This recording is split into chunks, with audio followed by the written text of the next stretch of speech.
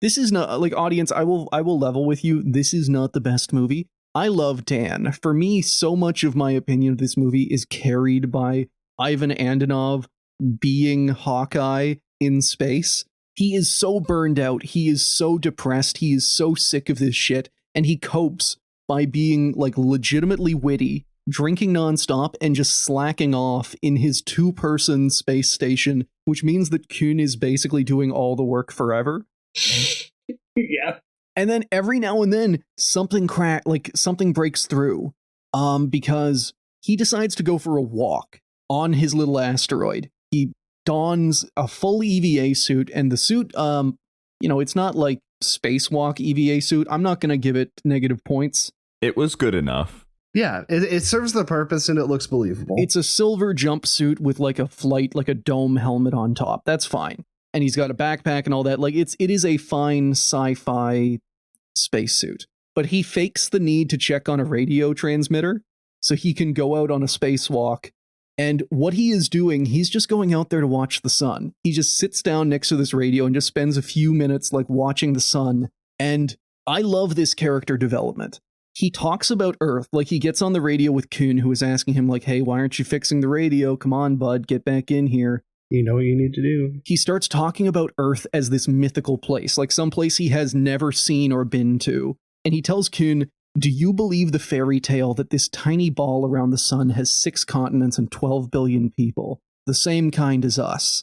I love that. This guy who is so far coping with, joking around and pranks and being a nuisance, and then occasionally he just lets out how much he deeply misses Maria and Earth. He just wants nothing more. We later find out he has repeatedly tried to quit being a cosmonaut, and different people have just dragged him back in. Like, he is so sick of this shit.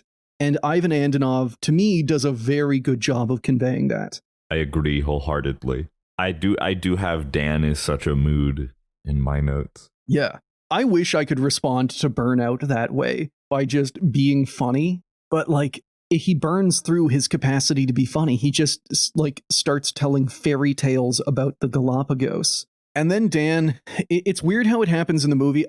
Something that has been happening throughout, anytime the movie feels the need to, like, fill space. We saw this in Barbarella. We saw this in some of the other 60s and 70s space movies. The tie-dye. This movie fucking loves lava lamps. It loves smoke and it loves lava lamps. Solaris had the smoke that was meant to represent the surface of the planet.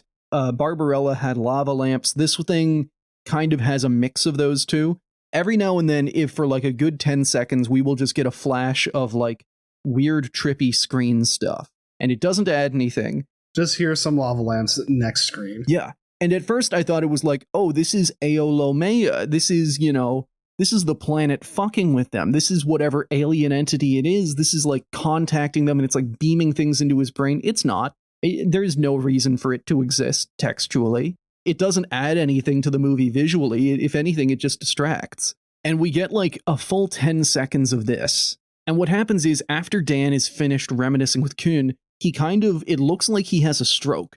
The screen goes black, like full on just black for like 5 seconds. Kuhn is calling him over the radio. We get a bunch of these flashes of like tie-dye and lava lamp stuff. And then it turns out that what actually happened is that Dan had just kind of hacked his radio so that he could talk to Pierre.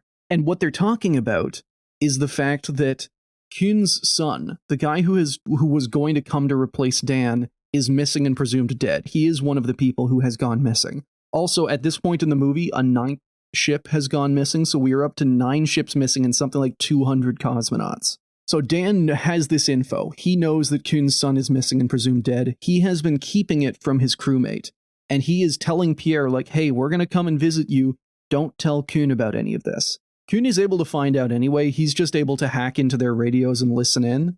And we learn a little bit more about him because after he is hacked in, he knows that Dan is lying to him. He doesn't confront him right away. What he does later in the night, and they are just sitting in their bunk beds, and we see their 2 different possessions. Like, Dan has significantly more, he doesn't have a lot, but he has more possessions than Kuhn, who is, in his 60s. He's got this huge beard, and all he has is like a can of soup, a little model of a house, and like a book or two. And those are his earthly belongings on this station. And he tells Dan that he is at the end of his rope. Those are the words that he uses. We find out that his wife died in the, quote, Venus disaster, and that Kuhn was the expedition lead of that mission. And the only people to survive the entire Venus disaster was him and a handful of children. And Kuhn entirely blames himself for this. Like we talked about, he does have a son. His son is named Seema, and he was born on Margot Station. He has never seen Earth. He has never been to Earth. And Kuhn has been assigned for like several decades away. He has not seen his son in all of that time. And he tells Dan about how like whenever Seema comes out to replace Dan, they're going to spend a year on the asteroid and then they're going to go back to Earth. And he's going to teach his son to fish. And we get one of those like dream flashaways to how Kuhn sees this moment of like going back to Earth and going fishing with his son. And I love this because by his own admission, he has not seen his son in several decades. His son is in his like 30s or 40s, but Kuhn, even in his imagination, can only see him as a 6-year-old. In this scene where they're out on this rowboat, I love this. He's showing his like 6-year-old the ropes while also talking about like, hey, I know he's a grown man now. I just literally cannot imagine what he looks like. This is my last memory of my son. Presumably he could have called him. Presumably he could keep in contact that way. We know that they are able to contact each other pretty easily throughout this movie. So like there's an easy way around it, but I still love it just for, you know, story-wise. I think that's very cool. I don't know. I thought that was a nice touch. Also, like I get the whole infinite access to communication, but you can't keep in touch with your family thing because I do that. So yeah. And again, I love the thing where like he knows that his son is 40, but he just cannot imagine him as anything other than a toddler. That's a dad moment. Yeah. Also, I think we learn because Dan and Kuhn they have a conversation, and like we also learn that like I'm trying to remember because like I know it comes up too, like Tal. I think Kuhn mentions that he and Tal were two guys that were like the original cosmonauts, and Pierre too. And Kuhn establishes that they were right stuff guys, and that these new guys are beta cucks. Yep. It'll come up later, but he routinely insults Dan and then just kind of goes like, but I love you anyway, bud. He says like you're and he's being honest. Dan presumably had a load of skills. He's very intelligent to have achieved the role of cosmonaut, but now that he is a cosmic baggage handler, not only does he not do his job well, not only is he lazy, but we get the sense that he is deliberately playing stupid, because he'll continuously just ask Kuhn, like, how do I do that? How do I do that? But like Kuhn is revealing his backstory. He's talking about this. He's talking about his son and how he dreams of going back to Earth with him. And he has a great line. Maybe it was all a crazy dream, but it was the only one I had left. And that's why you shouldn't have lied to me. And he reveals that he knows Dan is lying, and he doesn't condemn him. He just makes it clear. Dan says, sorry. Kuhn accepts it. You know, Dan says, I thought this would be better for you.